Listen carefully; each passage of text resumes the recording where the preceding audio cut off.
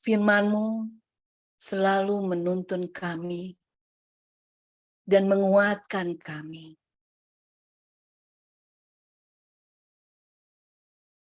Sahabat-sahabat, kita akan masuk dengan lagu ini untuk mengantar kita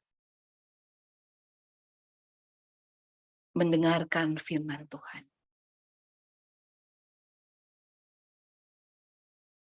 Kusiapkan hatiku Tuhan, untuk dengar firman-Mu saat ini. Ku sujud menyembah-Mu Tuhan, masuk hadirat-Mu saat ini. Curahkan urapan-Mu Tuhan bagi jemaat-Mu saat ini. Ku siapkan hatiku Tuhan, untuk dengar firman-Mu. Firman Tuhan, Dia berubah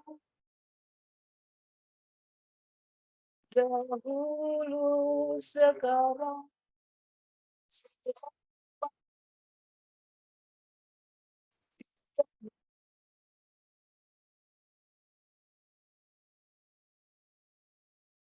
firman Tuhan,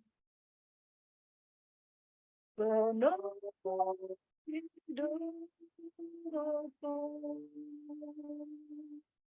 Ku siapkan hatiku Tuhan, untuk dengar firman-Mu.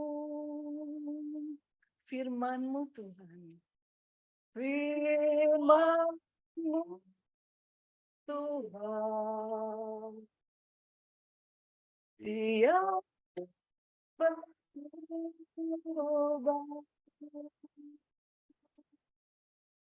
dahulu, sekarang, selama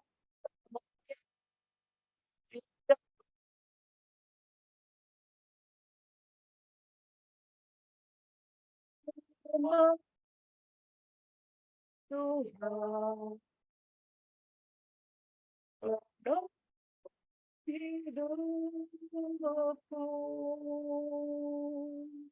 Ku siapkan hatiku Tuhan, untuk dengar firman-Mu. Ku siapkan hatiku Tuhan, untuk dengar.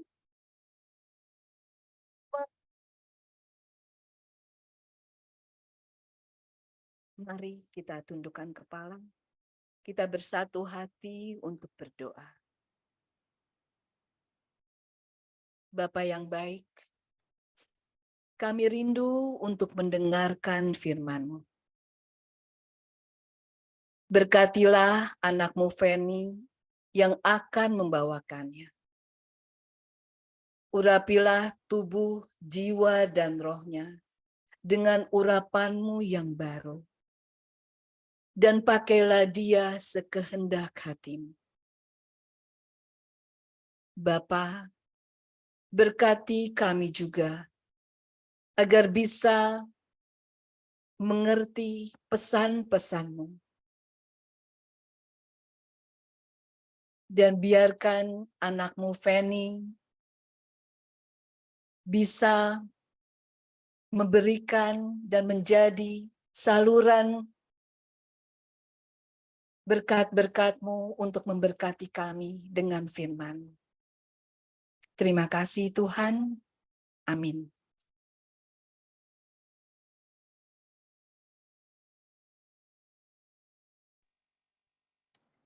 Shalom sahabat terkasih, pada malam hari ini saya mencoba membawakan renungan ketika Yesus menampakkan diri di jalan ke Emmaus dan ketika Yesus menampakkan diri kepada semua murid-muridnya. Diambil dari Injil Lukas bab 24 ayat 13 sampai dengan 49. Pada malam hari ini saya tidak akan membaca ayat keseluruhan, tapi saya akan mencoba menangkap poin-poin yang saya dapatkan di saat saya merenungkan perikop ini. Yesus menampakkan diri di jalan ke Emmaus. Di perikop ini, saya menangkap bagaimana perjalanan murid-murid Yesus ketika Yesus wafat, kemudian di dalam perjalanan mereka meninggalkan Yerusalem menuju ke Emmaus. Di situ Yesus menemani mereka, yang kemudian Yesus membuka pikiran mereka, dan akhirnya mereka percaya dan mulai menjadi perpanjangan tangan kasih-Nya. Saya mulai dari ayat 13 sampai dengan 24.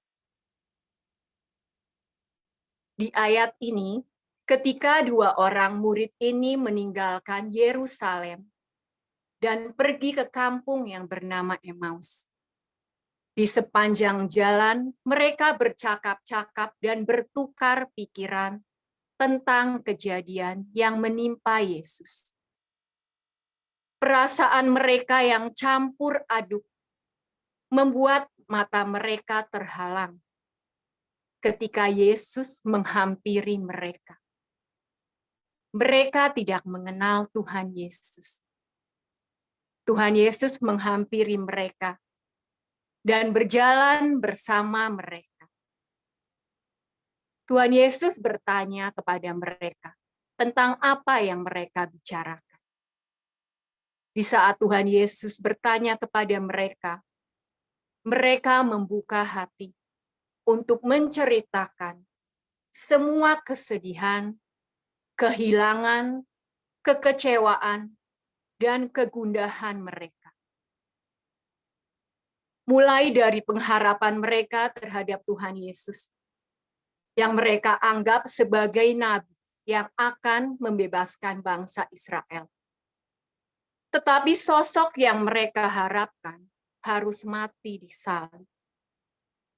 Ditambah lagi, mereka mendengar bahwa mayat gurunya hilang. Dan ada malaikat yang mengatakan bahwa dia hidup, tetapi dia tidak ditemukan. Mereka tidak percaya kebersamaan mereka bersama Tuhan Yesus. Selama Tuhan Yesus berkarya dalam hidupnya, tidak membuat mereka mengenal Tuhan Yesus. Mereka hanya terpesona akan mujizat-mujizat yang dilakukan oleh Tuhan Yesus. Tetapi sebenarnya mereka tidak mengenalnya, bahwa Dia adalah Anak Allah. Mereka lupa bahwa Yesus telah membangkitkan orang mati, telah mentahirkan orang sakit kusta, yang lumpuh bisa berjalan, yang buta bisa melihat. Karya-karya Tuhan Yesus tidak ada yang mengena di hati mereka. Murid-murid dua orang Emmaus ini bisa menggambarkan seperti kita juga.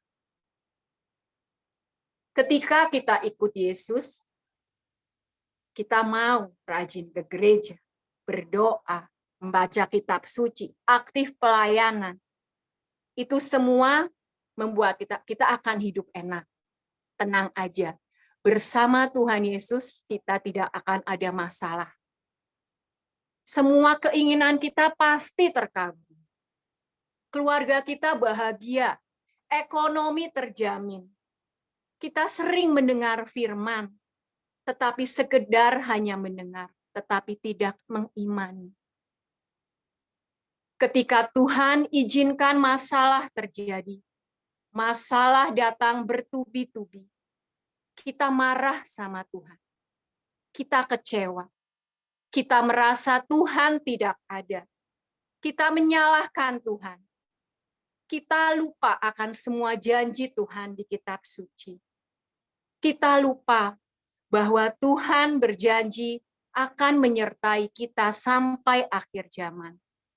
Kita bisa lihat di Matius 28 ayat 20.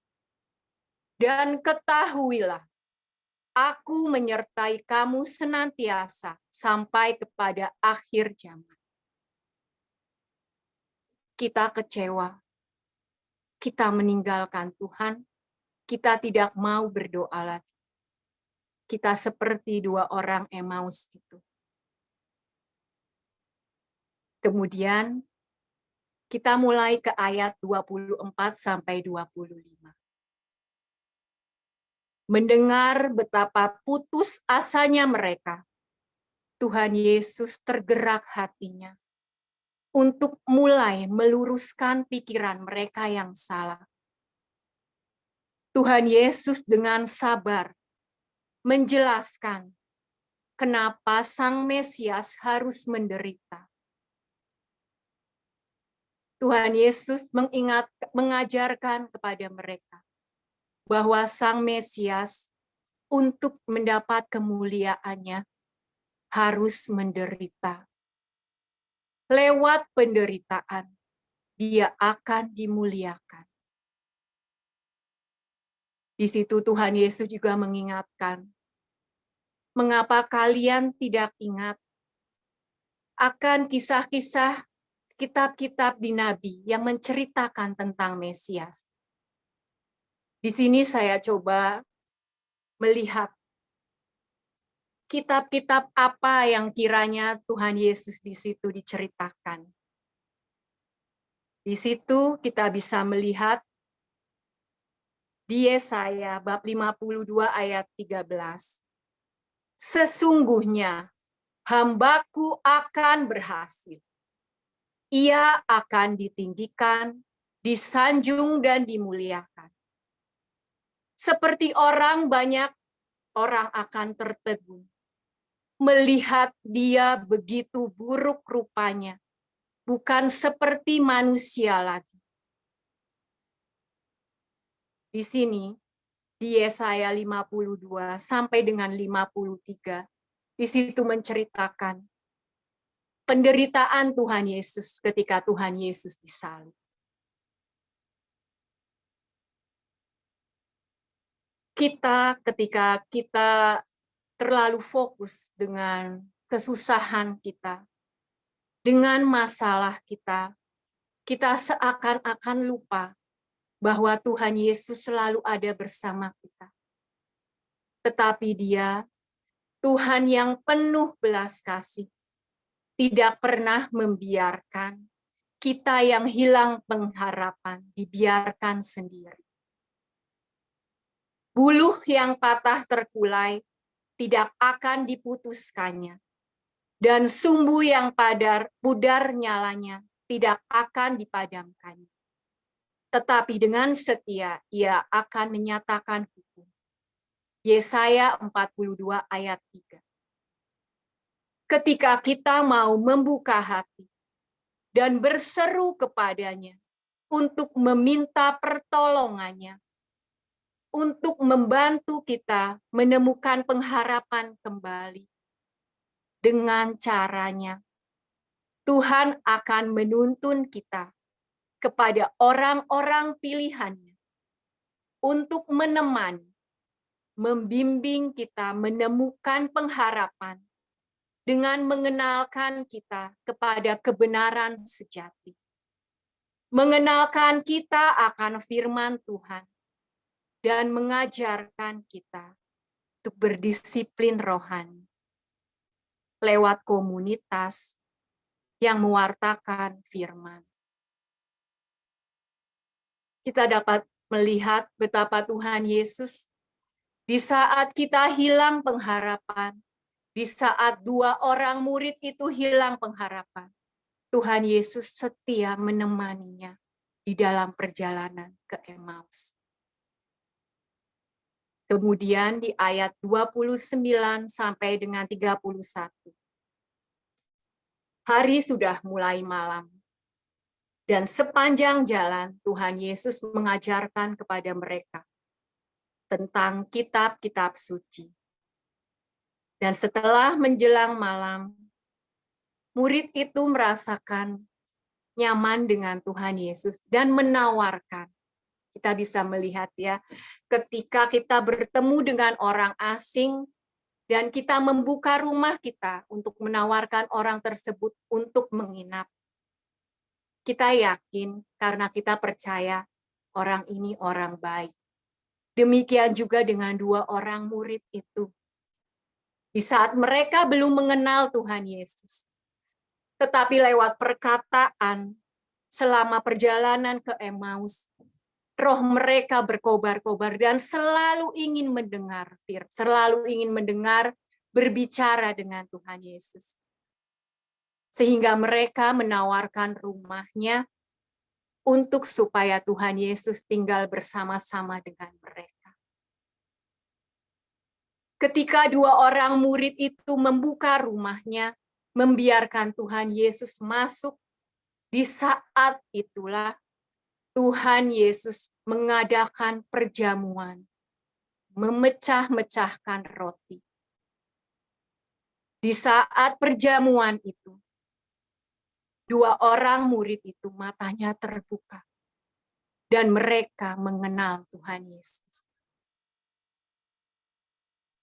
Perjamuan pemecahan roti, di sini kita bisa lihat bahwa itu adalah perjamuan sakramen Ekaristi yang kita tiap hari terima.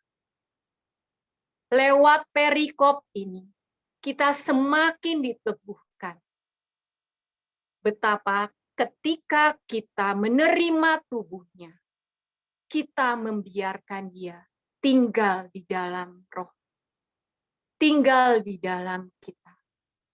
Rohnya dia, roh Tuhan yang akan menguasai kita, memimpin kita.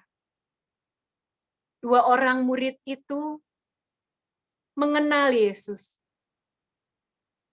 Dan di situ pula mereka merasakan pengharapan mereka kembali.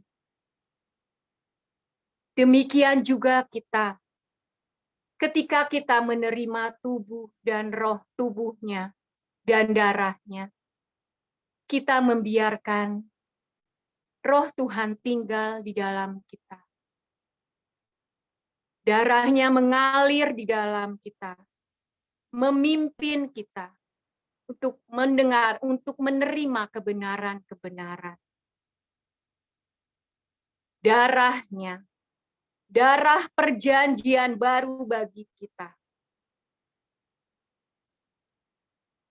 Di perjanjian lama, kita bisa melihat ketika orang-orang Israel terbebas dari murka Tuhan. Setiap rumah diolesi dengan darah kurban sembelihan. Demikian juga kita yang setiap hari makan dan minum tubuh dan darahnya. Darahnya menutup bungkus kita, menjauhkan kita dari kebinasaan. Darahnya menutup bungkus kita untuk kita terus mengenal Dia. Di saat kita menerima tubuh dan darahnya, pemulihan itu terjadi. Kesembuhan terjadi. Hati keras dilembutkan. Pikiran-pikiran yang salah dibenarkan.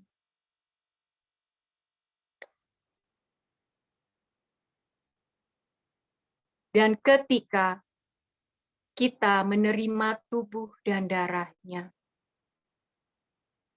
kita mempunyai cara pandang yang baru. Seperti kita bisa lihat contohnya di Roma 12 ayat 2. Janganlah kamu menjadi serupa dengan dunia ini, tetapi berubahlah oleh pembaharuan budimu, sehingga kamu dapat membedakan manakah kehendak Allah, apa yang baik, yang berkenan kepada Allah, dan yang sempurna.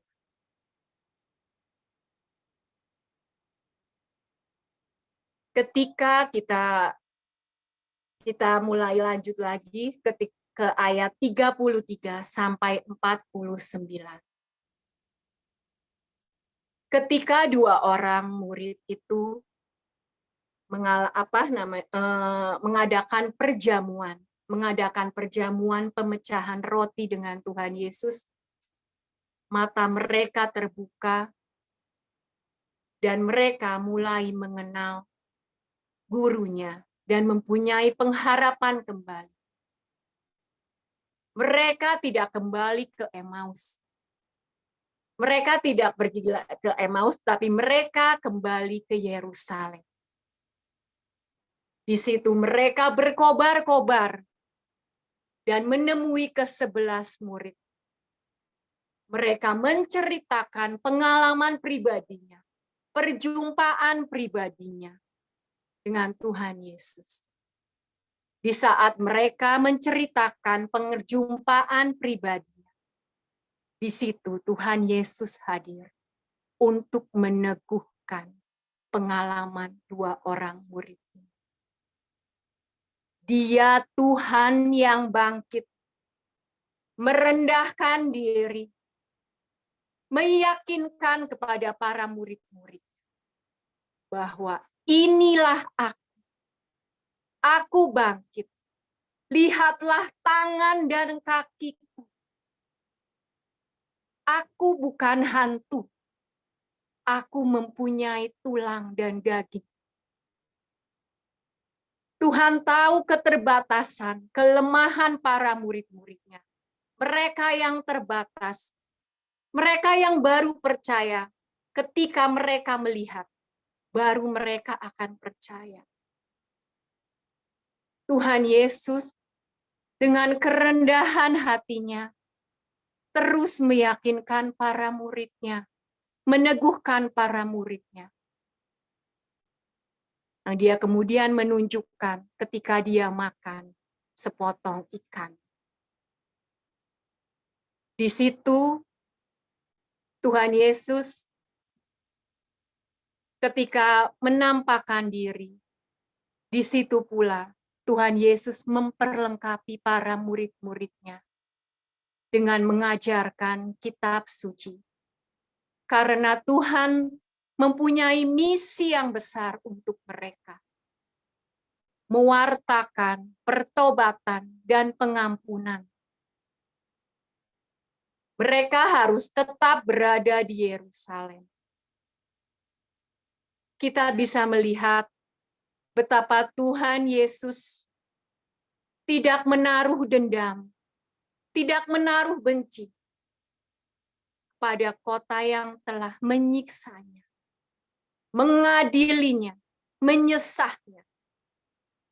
Justru Tuhan Yesus tergerak hatinya untuk mempertobatkan orang-orang di Yerusalem. Di sini kita bisa melihat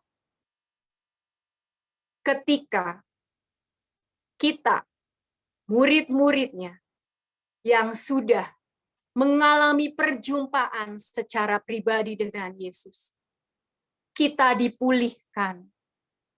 Pikiran-pikiran kita yang salah dibenarkan.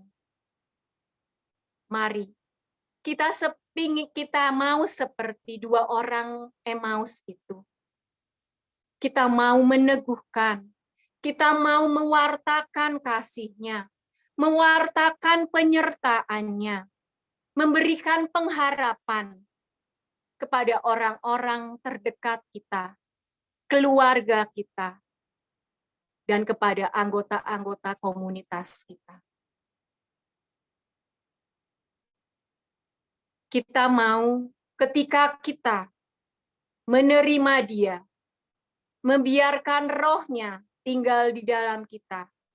Kita mau menjadi rekan kerjanya, perpanjangan tangan kasih-Nya, menjadi pelaku firman-Nya, mengenalkan kebenaran kepada jiwa-jiwa yang Tuhan kirimkan untuk membantu mereka pulang ke hati Bapa dan mengenal. Kita percaya ketika Tuhan Yesus bangkit, kita juga bangkit. Manusia lama kita ikut disalibkan. Dan kita sekarang adalah manusia baru. Hidup kita bukan milik kita lagi. Hidup kita telah ditebus dengan darah-Nya. Mari saudara-saudara terkasih, kita mau membalas kasih-Nya dengan merelakan kita untuk dipakainya, membiarkan hati kita dibentuknya, sehingga menjadi indah dan dapat menjadi perpanjangan tangan kasih-Nya. Saya mau mengakhiri renungan ini dengan sharing saya. Saya memberanikan diri untuk membawa perikop ini. Karena saya merasa perjalanan 2 orang murid Emmaus ini adalah perjalanan rohani saya. Saya seorang Katolik, mulai dibaptis SMP. Tetapi saya tidak mengerti arti baptisan sebenarnya. Saya cuma tahu kalau saya ini jadi anggota gereja. Saya tidak tahu bahwa dengan baptisan, saya menjadi manusia baru. Tidak ada perubahan setelah dibaptis. Saya tidak kenal firman Tuhan. Jadi saya orang Katolik yang cuman berdoa dan pergi ke gereja. Dan ketika saya kuliah, saya baru mulai mengenal firman. Karena pada saat itu mulai ada renungan harian.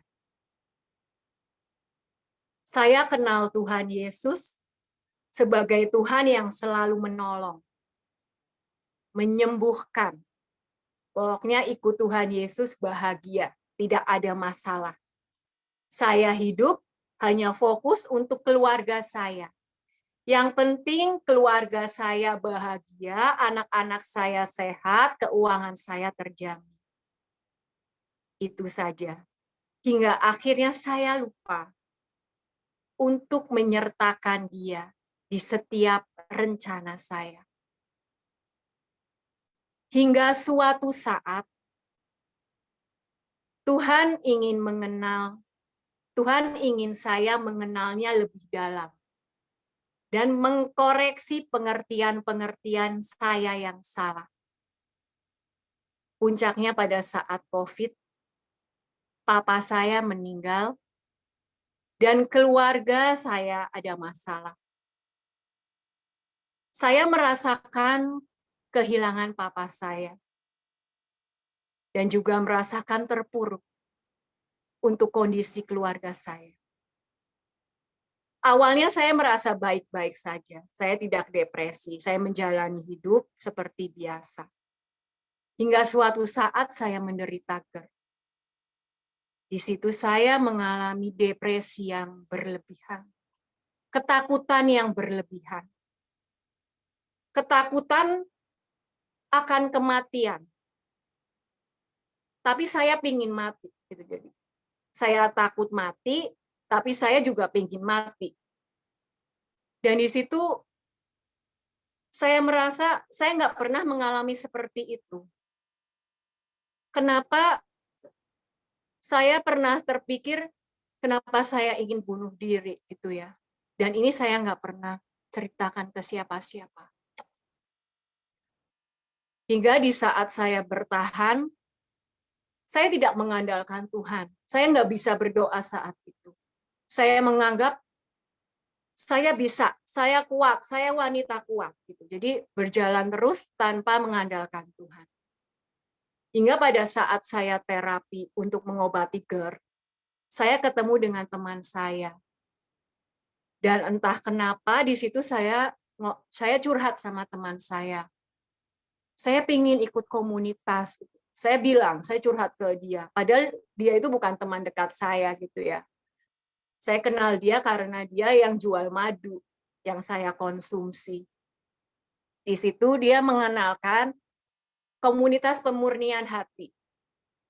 Mamahnya ikut gitu. Dia penderita GERD juga, yang tadinya nggak bisa tidur, tapi setelah ikut komunitas pemurnian hati, dia bisa. Gitu kan.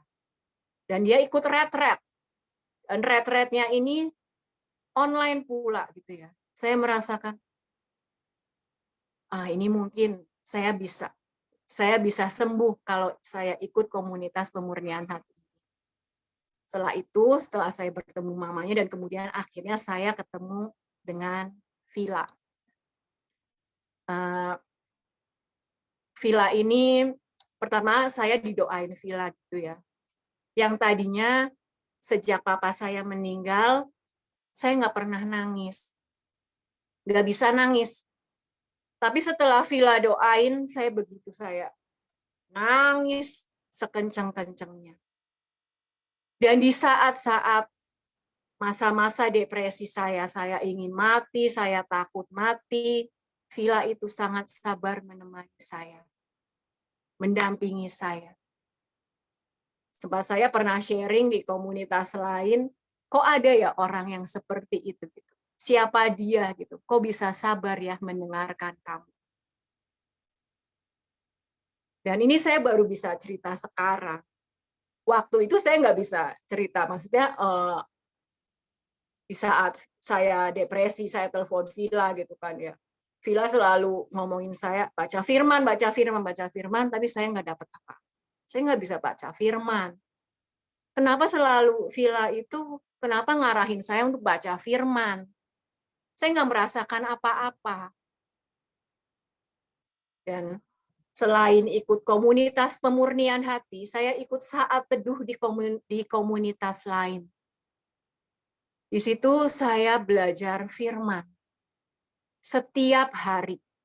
Setiap hari saya belajar firman. Saya jalan 5 senjata. Tanpa tahu tujuan akhir saya ini seperti apa, saya nggak tahu. Tapi di saat saya menjalankan 5 senjata, masih ada ketakutan, tapi saya tetap jalan terus. Gitu ya. Dan saya ini, kerja saya tuh bekerjanya di bagian penggajian.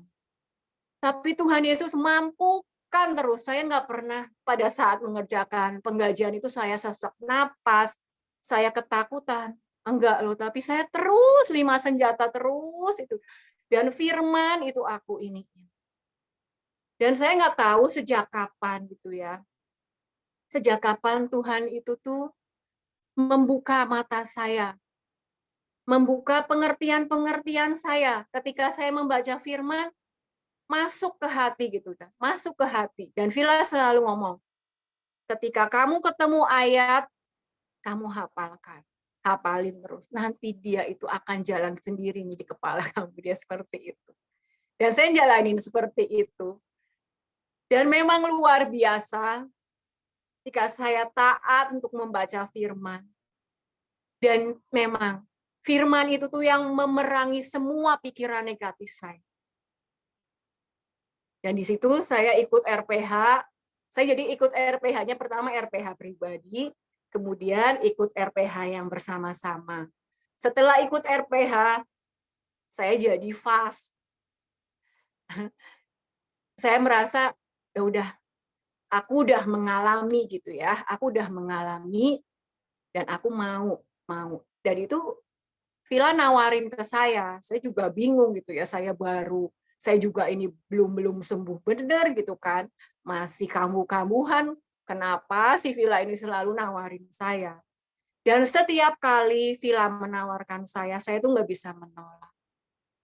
Saya ada rasa Tuhan, saya sudah dapat, saya sudah bisa merasakan betapa Tuhan memulihkan hidup saya. Dan saya mau menjadi perpanjangan tangan kasih-Mu. Saya nggak hebat. Masalah saya belum selesai. Tapi saya mau Tuhan. Saya mau menjadi mewartakan kasih-Mu. Dan saya mulai jadi fast. Pertama kali itu mungkin yang RPH 14 gitu ya. Di situ di situ saya belajar untuk menjadi fast, jadi mendoakan, mendengarkan mereka, sharing, mendengarkan mereka,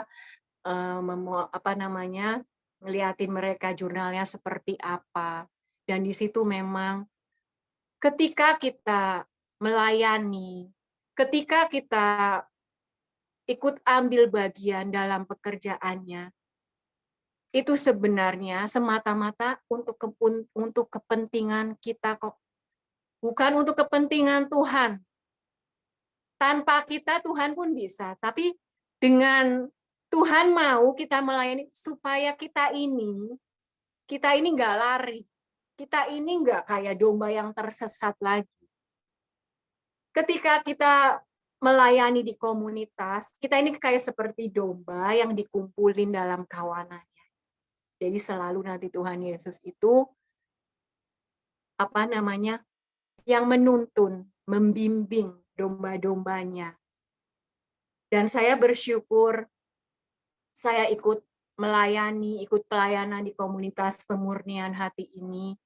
Saya sangat dikuatkan. Saya ditemukan dengan teman-teman yang hebat di sini. Saya ini bukan apa-apa, tetapi ternyata banyak sekali nih teman-teman di sini yang saya nggak bisa sebutkan satu persatu, dengan talenta mereka masing-masing, dan saya menjadi saksi sendiri. Contohnya Laura gitu ya. Dia dari yang di titik terendah dia, saya mendengarkan sharing dia, kemudian dia menjadi seperti sekarang ini, itu luar biasa. Untuk Cimul, di masa-masa harus menemani suaminya, untuk Cinirna, untuk Astrid, untuk Marlin, semuanya kita ini adalah anggota tubuhnya. Kita dipertemukan satu sama lain untuk saling melengkapi. Lewat komunitas ini saya bisa mendengar suaranya, mendengar suara Tuhan. Ketika saya mau belajar melayani untuk pujian, saya bisa tanya Bu Siska. Ketika membaca firman, saya dibekali oleh Pak Paulus. Saya selalu diteguhkan oleh Villa. Semuanya betapa saya sangat bersyukur. Apakah kondisi saya berubah? Tidak. Saya masih tetap harus berjuang. Tetapi saya merasa hati saya yang dipulihkan. Dan itu harta yang paling berharga. Bersama Tuhan ketika kita membiarkan roh-Nya tinggal di dalam kita, kita akan dimampukan untuk menjadi perpanjangan tangan-Nya. Tuhan selalu menyediakan apa yang kita butuhkan. Ketika kita terlibat menjadi perpanjangan, menjadi rekan kerjanya dalam misinya, demikian juga Tuhan akan memperlengkapi kita dengan sebanyak-banyaknya yang kita perlukan. Sehingga kita bisa terus menjadi pemenang. Mari saudara-saudara terkasih, kita yang saat ini yang sudah dipulihkan, ayo kita maju, kita bangkit bersama-sama dengan Tuhan Yesus. Kita pandang Dia bukan lagi sebagai pribadi yang lemah, yang mati di kayu salib, tapi kita mau melihat Dia pribadi yang penuh kasih, yang rela menyerahkan nyawanya untuk kita sahabat-sahabatnya. Sehingga saat ini, Feni, Pak Paulus, Villa, Bu Siska, Cinirna, Cimul, semuanya bisa melayani dengan penuh sukacita. Mari kita bangkit bersama Tuhan Yesus untuk terus berjalan bersama Dia, menyertakan Dia. Karena kita percaya Dia Tuhan yang senantiasa memegang janjinya dan akan menyertai kita sepanjang akhir zaman. Dan saat itu kita akan menerima kemenangan duduk bersama Dia di sisi Allah Bapa di surga. Terima kasih, Tuhan Yesus memberkati. Sekarang kita masih mau masuk dalam hadirat-Nya untuk merasakan betapa Tuhan sangat mengasihi kita. Dia yang selalu ada, bukan di saat kita sedang baik-baik saja, tetapi di saat kondisi kita tidak baik-baik saja. Kita pun akan merasakan penyertaan. Mari kita tundukkan kepala, kita satukan hati kita untuk masuk ke dalam doa. Tuhan Yesus, terima kasih Tuhan atas kesempatan yang Engkau berikan pada malam hari ini. Sehingga Komsel pada malam hari ini bisa berjalan. Dan kami bisa menceritakan Tuhan, kasih-Mu, kuasa-Mu yang senantiasa memulihkan kami.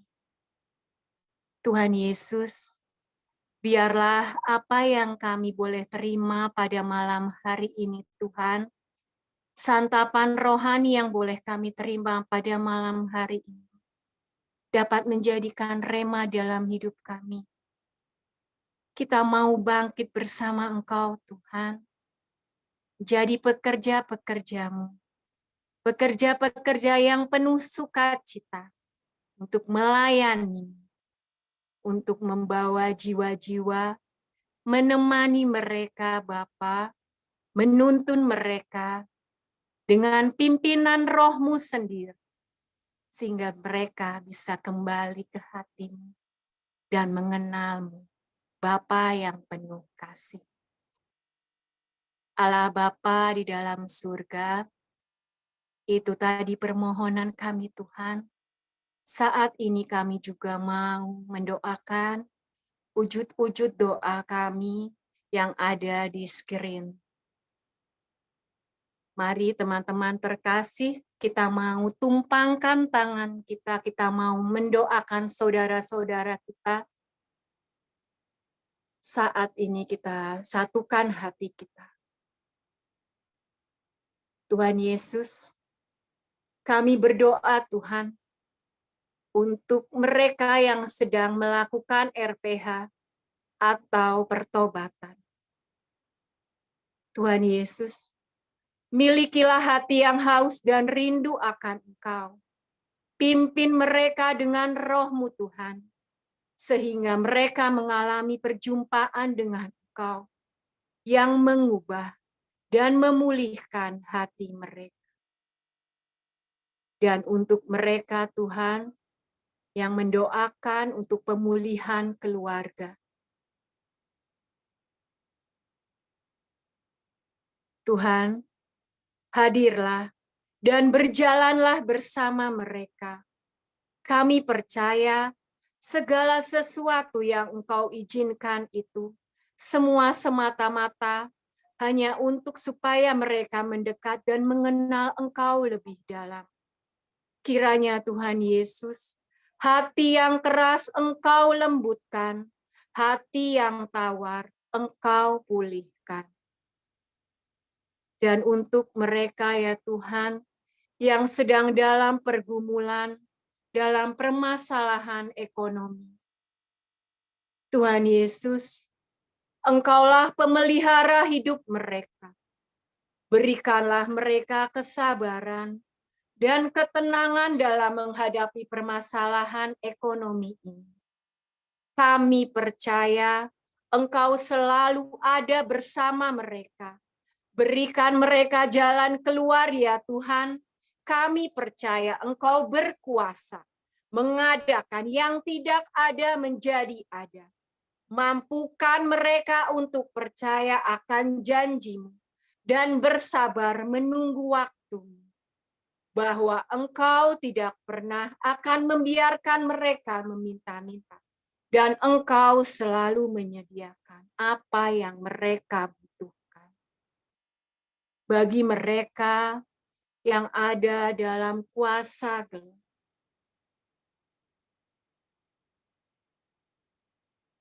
kuasa darah Yesus. Ya Yesus, saat ini Tuhan, biarlah Roh-Mu sendiri Tuhan, yang akan membebaskan mereka. Kuasa darah Yesus membersihkan mereka dari kuasa jahat. Mereka adalah milik-Mu ya Tuhan. Tidak ada kuasa apapun yang berhak atas mereka.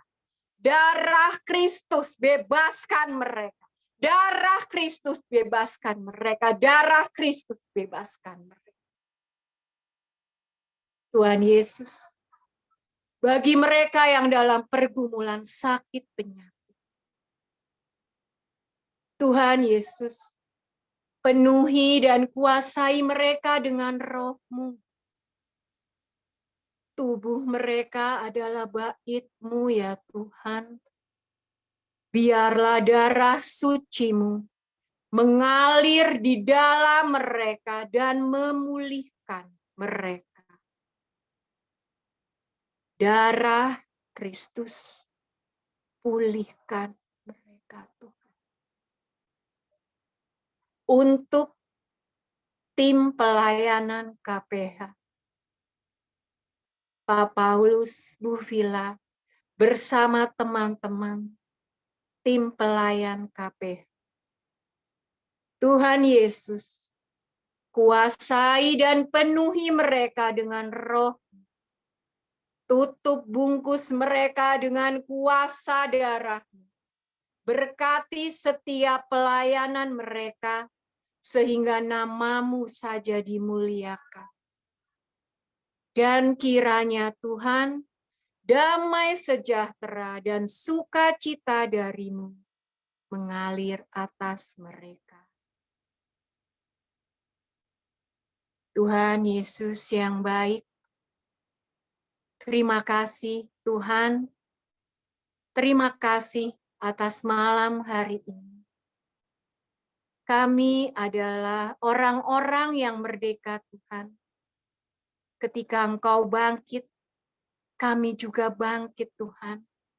Kami adalah manusia-manusia baru. Kami mau Tuhan menjadi pelayan, menjadi perpanjangan tangan kasih.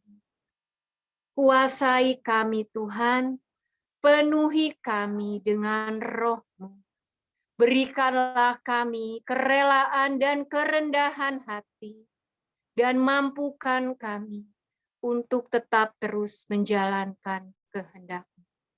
Terima kasih Allah Bapa di surga, damai sejahtera dan sukacita dari Allah Bapa di surga senantiasa menyertai kami sekarang dan selama-lamanya. Amin. Dalam nama Bapa dan Putra dan Roh Kudus. Amin.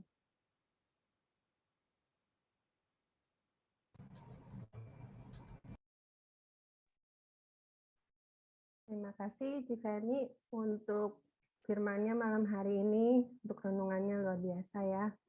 Kesaksian hidup dari Cifeni. Sekarang kita mau masuk untuk kesaksian dari 2 orang sahabat kita yang kemarin ini baru saja menjalankan RPH ke-15. Kita mau dengarkan bagaimana mereka mengalami pemulihan dalam RPH ke-15 ini. Kita mau mendengarkan sharing singkat mereka sekitar 5-8 menit. Ada 2 orang. Yang pertama kita persilakan Pak Thomas. Ada Pak Thomas. Silakan Pak Thomas. Waktu dan tempat. Terima kasih. Terima kasih. Shalom semuanya. Bro and sis. Selamat malam ya. Pertama-tama saya ucapkan terima kasih karena saya diperkenankan untuk memberikan ya sharing ya. Saya akan buat 3 poin aja. Yang pertama, poin saya sebelum ikut ya KPH ataupun RPH. Yang kedua, saat saya sedang di dalam RPH ya. Yang ketiga, setelah saya selesai istilahnya lulus ya. Gitu aja. Saya mulai dari pertama. Emang saya belum pernah kenal KPH ya waktu itu ya, karena istri saya sudah duluan. Nah, saat istri saya duluan, otomatis kan terjadi ada sedikit ya bukannya cekcok sih ya, perbedaan pendapat lah ya. Namanya saya laki-laki kan kalau lagi ngajak, yuk makan yuk. Istri juga jawab, mama puasa. Nggak nyaman, itu nggak nyaman saya. Saya diem, oh puasa ya udah. Jadi kapan kamu makannya? Ya udah nanti siang aja, ya siang. Nah habis siang makan, malamnya acara. Yuk makan yuk, tunggu mama ada kasarnya komsel atau apa istilahnya lah, mau komsel, mau apa tuh ada acara mau meeting lah apa. Waduh, udah mulai tuh, naik lagi saya akuin. Terus begitu, setahun saya diem, 2 tahun. Nah puncaknya itu kemarin, 31 Desember, lucu itu kejadiannya. Sebenarnya saya juga nggak tahu ya, ini itu dari saya sendiri atau godaan dari mana nggak tahu. Istri saya baik-baik mau ikut acara KPH itu ada acara tahun baruan ya kalau nggak salah. Padahal saya udah iyain, ya udah deh. Tiba-tiba usil, yuk makan yuk. Gitu loh. Kita lagi kumpulin sekeluarga. Biasa yang gangguinnya tuh kalau udah bicara keluarga kan harusnya sebagai seorang istri harus nurut dong. Gitu loh. Mama udah janji kan, mama udah oke. Ya terserah sih, kalau nggak mau ya udah. Gitu loh. Akhirnya ribut. Jadi pergi pun nggak nyaman. Kenapa? Karena dia nengok ke kanan, saya nengok ke kiri, anak-anak bingung jadi kan. Mau makan apa enggak? Padahal udah pergi bareng. Yang satu kan mungkin kecewa ya, istri saya kecewa karena udah janji mau acara KPH kelompok komunitas pemulihan hati kan acara tahun baruan itu sih. Nah puncaknya waktu itu saya juga pernah sempat sebelum kenal baik dengan Bro Paulus dan Sispila, saya sempat ribut tuh karena waktu itu ada rencana retret pengurus. Bayangin, Bro Paulus yang nggak tahu apa saya telepon, saya cari nomor telepon Bro Paulus ke orang-orang yang saya kenal ya. Salah satunya Astrid.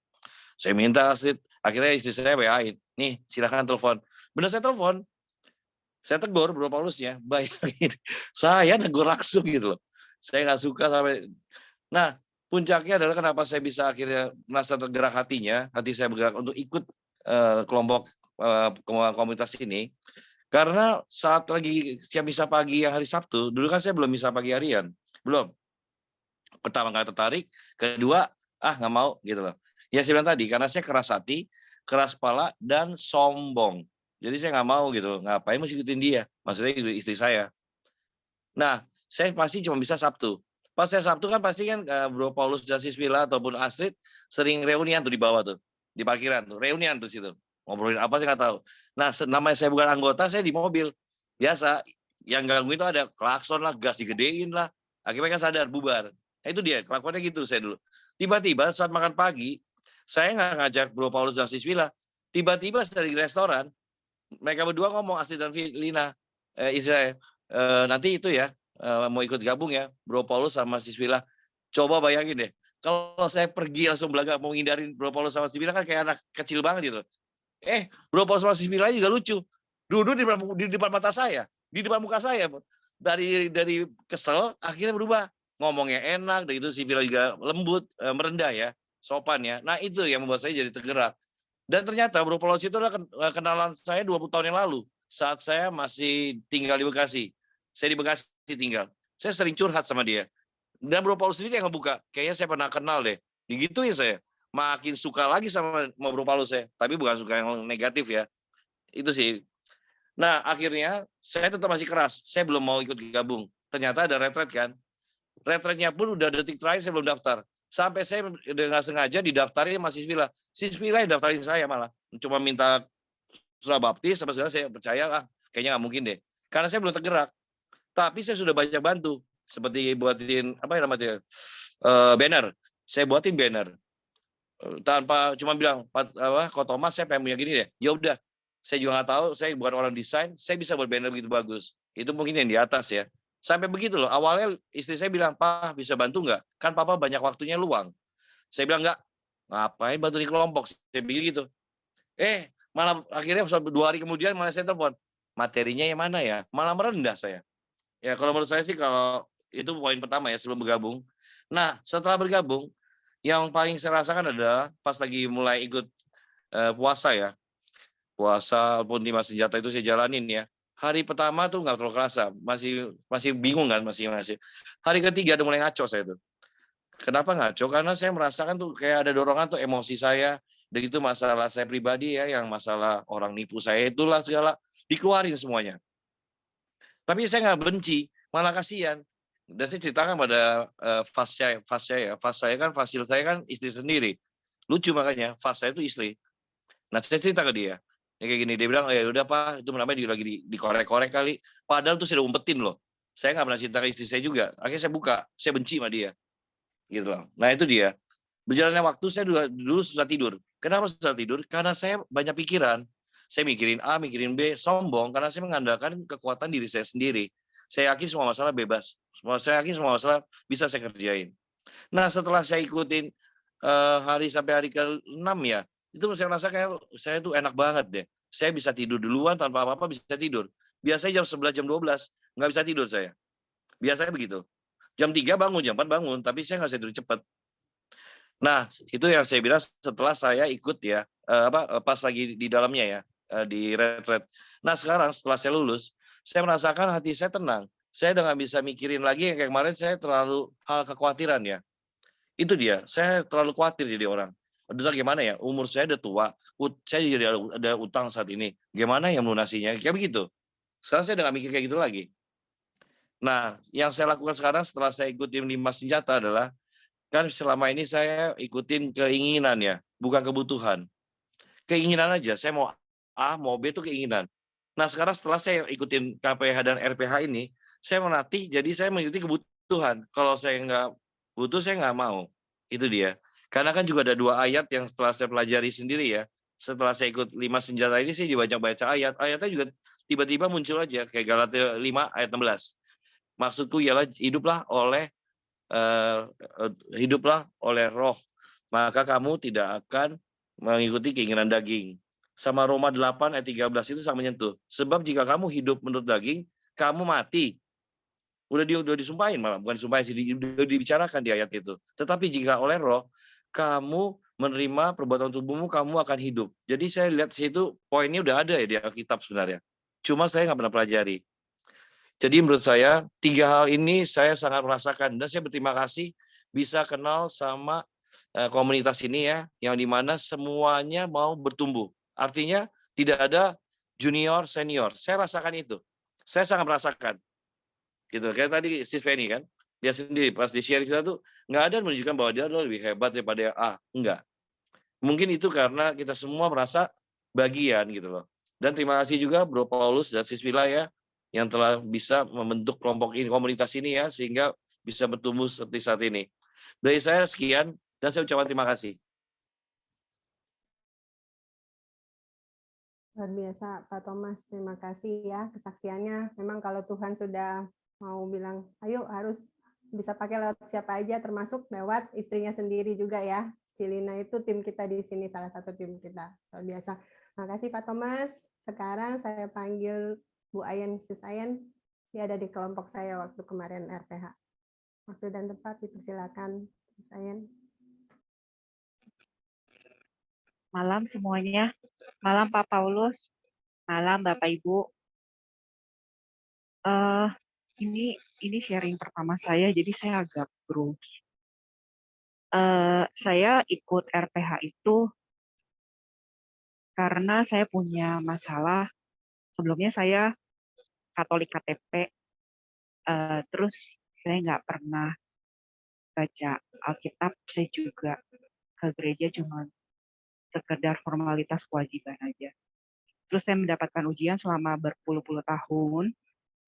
Saya itu di keluarga saya, suami dan anak-anak itu giliran sakit. Jadi kalau misalnya ke apotek sama rumah sakit itu kita udah jadi rumah kedua. Dan karena saya sama seperti Pak Thomas hanya mengandalkan kekuatan sendiri, jadi itu saya pikir cuma karena sakit medis, bukan karena hal yang lain. Sampai pada tahun sebelum COVID, suami saya masuk rumah sakit untuk rawat inap, dan dokter itu minta dicek USG, tapi hasilnya itu normal. Padahal suami saya kesakitan, tapi hasilnya nggak ada apa-apa. Akhirnya saya minta dia keluar dari rumah sakit. Saya bilang, ini nggak bakal bisa disembuhin pakai medis. Ini sembuhnya pasti pakai yang lain. Tapi salahnya saya adalah saya mencari Allah-Allah yang lain. Jadi semua kesembuhan itu cuman sembuh sesaat, terus nanti akan muncul lagi.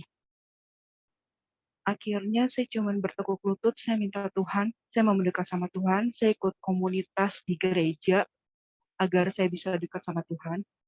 Tapi saya juga belum mendapatkan jawaban atas ujian yang saya dapatkan itu. Sebenarnya ujiannya lebih dari itu sih.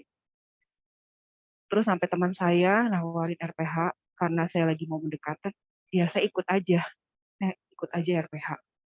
Terus saya menjalankan 5 senjata itu sampai pada suatu hari, beberapa hari setelah saya menjalankan 5 senjata, suami saya kembali sakit. Sebelum sakit dia mimpi dulu dan mimpinya nggak baik. Terus saya menceritakan sama Sis Laura.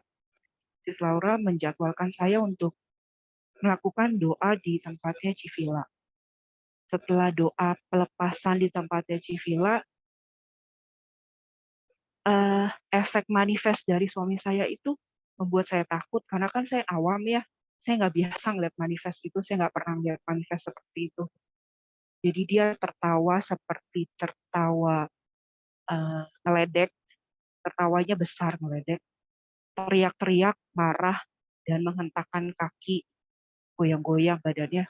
Di tempat doa itu sebenarnya saya pengen keluar karena saya takut, saya nggak mengharapkan dia seperti itu, dan itu memang bukan dia sih, itu seperti ada yang lain di dalam tubuh dia. Civila kemudian minta saya untuk ikut lagi praise and worship. Setelah kami ikut, ternyata bukan suami saya aja yang manifest, ternyata saya juga ikut-ikutan manifest. Di situ saya goyang-goyang, saya muntah-muntah, sampai Civila minta saya luangkan waktu untuk pribadi, doain saya pribadi di tempat dia. Sewaktu saya pergi untuk doa pribadi di tempat Civila, saya manifest. Ibu bapak kan bisa lihat ya, saya itu gemuk gitu ya. Tapi pas lagi manifest, saya itu dengan luas menari gitu, menari kiri kanan, bergoyang. Padahal saya merasa cuma goyang kiri, goyang kanan, nengok kiri, nengok kanan. Tapi kata teman saya nggak begitu. Saya menari dengan luas gitu, dengan gerakan-gerakan meliuk-liukan. Saya juga nggak ngerti kenapa. Setelah selesai dari rumah tempat Civila, saya pikir udah bersih. Beberapa hari kemudian, saya misa online kebetulan. Pas saya lagi nyanyi kudus, kudusnya bergetar. Karena dari leher sampai ke kepala, saya bergoyang-goyang. Sampai pas saya lagi nyanyi kudus, kayak kudusnya gemeteran. Kudus gitu. Terus suami saya ngeliat saya begitu, dia pegang kepala saya ditahan, badan saya yang goyang-goyang. Badan saya yang goyang-goyang, kaki saya yang goyang-goyang. Begitu terus sampai misa selesai. Setelah misa selesai, saya melakukan senjata yang lain, rosario. Pas rosario, itu yang ada di dalam tubuh saya itu nggak mau saya berdoa rosario. Jadi bibir saya tuh di flip ke atas. Jadi kalau saya berdoa rosario tuh, kata-kata yang keluar tuh aneh. Jadi kayak ngeledek gitu loh. Supaya saya berhenti doanya. Tapi tetap doa sampai selesai. Setelah doa selesai, saya doa batin memanggil nama Yesus. Yesus, Yesus, Yesus. Setelah saya memanggil nama Yesus, bibir saya kembali lagi flip ke atas. Jadi nama Yesusnya itu terdengar sangat aneh. Lalu suami saya ambil air suci, dicipratin ke bibir saya. Kalau bukan saya yang mengalami, saya nggak percaya sekali ya Bapak Ibu ya. Tiba-tiba karena air suci itu bibir saya kembali normal. Saya bangun, terus saya bilang sama Tuhan, Tuhan, saya nggak mau dikontrol sama yang begituan, saya nggak mau diikat sama yang begituan. Saya nggak mau dikendalikan sama roh yang aneh-aneh seperti itu. Saya merasa itu bukan diri saya. Tuhan, saya mohon dibersihkan, ditahirkan. Jadi di situ saya didoain sama suami, dan saya muntah-muntah. Setelah muntah-muntah, saya ceritakan semuanya sama Civila. Terus Civila minta saya membacakan firman yang Civila kasih, ada beberapa firman, tapi yang saya sering bacakan adalah firman Yakobus 4 ayat 7, di mana saya ngomong itu dengan suara dan saya kuatkan hati saya baca kencang-kencang. Karena itu tunduklah kepada Allah dan lawanlah iblis, maka ia akan lari daripadamu. Juga ada satu ayat yang saya suka pegang dan saya suka kumandangkan di Lukas 10 ayat 19, sesungguhnya aku telah memberikan kuasa kepadamu untuk menginjak ular dan kalajengking, dan kuasa untuk menahan kekuatan musuh, sehingga tidak ada lagi yang membahayakan kamu. Firman itu sering sekali saya bacakan, sering sekali saya ucapkan, dan sering sekali saya pakai dalam kehidupan saya. Dan puji Tuhan, setelah saya rutin 5 senjata, saya tetap berjuang. Setiap hari saya melawan itu. Besokannya, saya sebelum misa offline, saya tes and drive dulu misa online. Saya takut akan begitu lagi pas lagi misa offline. Dan puji Tuhan, udah nggak ada lagi getaran-getaran, udah nggak ada lagi bibir saya flip begitu, udah nggak ada lagi. Semuanya tuh udah normal gitu. Semuanya kembali tenang, semuanya kembali diam. Dan sepertinya saya dibersihkan pada saat saya membacakan firman yang diberikan sama Civila. Lalu Civila juga kasih advice kalau misalnya saya nggak boleh berhenti di hanya 33 hari 5 senjatanya, tapi harus terus. Karena kondisi saya yang berbeda, karena kasus saya agak berbeda. Bapak Ibu, saya nggak percaya kalau itu tidak terjadi pada saya. Saya nggak percaya di zaman teknologi yang sudah sangat maju, bahwa roh-roh seperti itu bisa mengikat roh kita yang di dalam, bisa mengendalikan kita, mengontrol kita. Saya nggak percaya tadi. Tapi karena saya bodoh, bebal, dan hanya memanfaatkan kemampuan saya sendiri dan tidak berdekat dengan Tuhan, saya dikuasai. Jadi 5 senjata itu sangat penting bagi hidup kita, bagi hidup saya dan hidup Bapak Ibu sekalian. Karena itulah pegangan dan senjata kita, baju jirah dan pedang kita untuk melawan mereka. Jadi sampai sekarang saya tetap menjalankan 5 senjata, walaupun saya ngantuk. Kebetulan sampai saat ini saya masih dalam kantor, tapi saya tetap pulang dari kantor nanti menyelesaikan 5 senjata saya yang sisa. Itu aja sih Bapak Ibu, semoga kesaksian saya ini bisa menjadi semangat dan peningkatan iman bagi yang mendengarnya. Thank you. Luar biasa ya kesaksiannya dari Sis Ayen. Memang kalau kita sudah punya hidup di dalam Tuhan dan tidak mengandalkan kekuatan kita sendiri, maka kita percaya roh apapun tidak dapat melawan kita. Mari Bapak Ibu, sekarang kita mau sesi foto. Silakan Ci Christine. Oke, mari kita siap-siap berfoto. Ini ada 6 slide ya. Yuk, open cam semua. Oke, dari slide pertama ya. 1, 2, 3. Oke, tahan. Slide kedua. 1, 2, tahan. Slide ketiga. 1, 2, 3. Oke, tahan. 1,